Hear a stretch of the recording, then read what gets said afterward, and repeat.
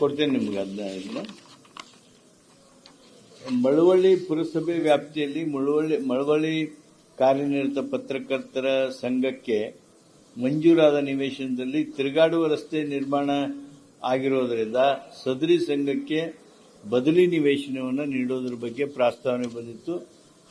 ಪರ್ಯಾಯವಾಗಿರತಕ್ಕಂಥ ನಿವೇಶನ ನೀಡೋದಕ್ಕೆ ಸಚಿವ ಸಂಪುಟ ಒಪ್ಪಿಗೆ ನೀಡಿತು. ನಗರಾಭಿವೃದ್ಧಿ ಇಲಾಖೆ ಕರ್ನಾಟಕ ಪೌರಸಭೆಗಳ ಅಧಿನಿಯಮ 1964 ಕಲಮು 192 ಅಡಿ ಸರ್ಕಾರಕ್ಕಿರುವ ಅಧಿಕಾರದಂತೆ 1200 ಚದರ ಅಡಿ ವಿಸ್ತೀರ್ಣದವರೆಗಿನ ನಿವೇಶನಗಳಲ್ಲಿ ನಕ್ಷೆ ಮಂಜೂರಾತಿ ಪಡೆದು ನಿರ್ಮಿಸಿರುವ ನೆಲ ಮತ್ತು 2 ಅಂತಸ್ತು ಅಥವಾ stilt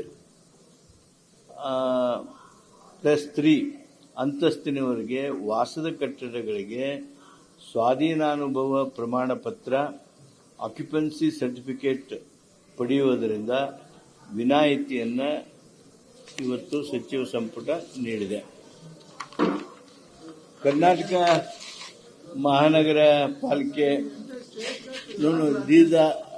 last time we have decided that, and this is for the rest of the areas. Karnataka ಪೌರಸಭೆಗಳು ಅಧಿನಿಯಮ 1964 ಈ other than Bangalore, all municipal areas covered under this. Gram Panchayat, yeah, only urban centers. But ಇಲ್ಲ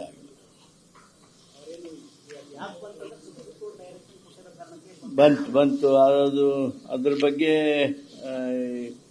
ನಮ್ಮ power ಡಿಪಾರ್ಟ್ಮೆಂಟ್ನವರು specific ಆಗಿ issue race ಮಾಡಿದ್ರು, ಅದಕ್ಕೆ ಬಂತು. ಈಗ ಅದಕ್ಕೆ ಪರ್ಯಾಯವಾಗಿನೇ ಇದನ್ನೆಲ್ಲ ಮಾಡ್ತಾ ಇದ್ದದ್ದು.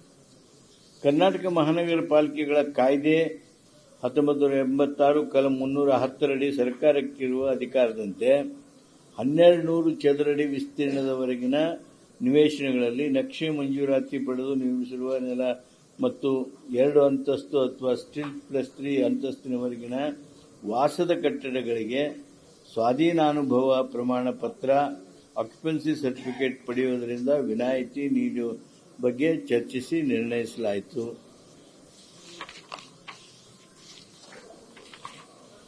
ದಿಸ್ ಈಸ್ ಫಾರ್ ಮಹಾನಗರ ಸಭೆ. ಕಂದಾಯ ಇಲಾಖೆಗೆ ಸಂಬಂಧಪಟ್ಟ ಹಾಗೆ ನೈಋತ್ಯ ಮುಂಗಾರು 2025ರ ಅವಧಿಯಲ್ಲಿ ಭಾರೀ ಮಳೆ ಮತ್ತು ಪ್ರವಾಹದಿಂದ ಹಿನ್ನೆಲೆಯಲ್ಲಿ ಸಂಭವಿಸಿದ ಸುಮಾರು 12.82 ಲಕ್ಷ ಹೆಕ್ಟೇರ್ಗಳಷ್ಟು ಕೃಷಿ ಮತ್ತು ತೋಟಗಾರಿಕೆ ಬೆಳೆ ಹಾನಿಗೆ ಹೆಚ್ಚಿನ ದರಗಳಲ್ಲಿ ಇನ್ಪುಟ್ ಸಬ್ಸಿಡಿಯನ್ನು ಪಾವತಿಸುವುದರ ಬಗ್ಗೆ ಇವತ್ತು ಚರ್ಚಿಸಿ ಮಳೆಯಾಶ್ರಿತ ಬೆಳೆಗಳಿಗೆ ಚಾಲ್ತಿಯಲ್ಲಿರತಕ್ಕಂಥ SDRF, NDRF ಮಾನದಂಡಗಳ ಪ್ರಕಾರ ಪ್ರತಿ ಹೆಕ್ಟೇರ್ಗೆ 8,500 ಅನ್ನು 2 ಹೆಕ್ಟೇರ್ಗೆ ಸೀಮಿತಗೊಳಿಸಿದೆ.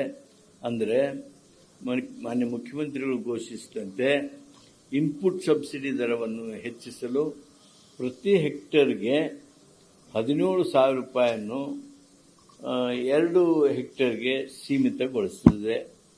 ಅದೇ ರೀತಿಯಾಗಿ ನೀರಾವರಿ ಬೆಳೆಗಳಿಗೆ ಪ್ರತಿ ಹೆಕ್ಟೇರ್ಗೆ 17,000 ರೂಪಾಯಿ ಹಾಗೂ 2 ಹೆಕ್ಟೇರ್ಗೆ ಸೀಮಿತಗೊಳಿಸಿ ಪ್ರತಿ ಹೆಕ್ಟೇರ್ಗೆ 25,500 ರೂಪಾಯಿಯನ್ನು 2 ಹೆಕ್ಟೇರ್ಗೆ ಸೀಮಿತಗೊಳಿಸಿದೆ.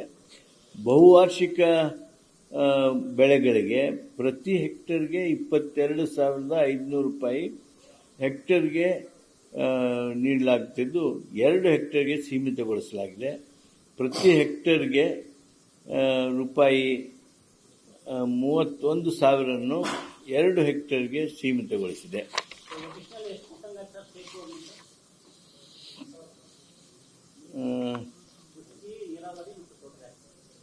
ಸುಮಾರು 12.82 ಲಕ್ಷ ಹೆಕ್ಟೇರ್ಗಳಷ್ಟು ಕೃಷಿ ಮತ್ತು ತೋಟಗಾರಿಕೆ ಬೆಳೆ ಹಾನಿಗೆ ಹೆಚ್ಚಿನ ದರಗಳಲ್ಲಿ ಇನ್ಪುಟ್ ಸಬ್ಸಿಡಿಯನ್ನು ಪಾವತಿಸುವುದಕ್ಕೆ ನಿರ್ಣಯಿಸಲಾಗಿದೆ. ನೀವು ಹೆಚ್ಚಿನಂದರೆ ಸ್ಟೇಟ್ ಗೌರ್ಮೆಂಟ್ ಎಷ್ಟು ಹೆಚ್ಚಿಗೆ ಕೊಟ್ರ ಅಂತ ಕೇಳ್ತಾ ಇದ್ದೀರಿ. I will try to give you that information.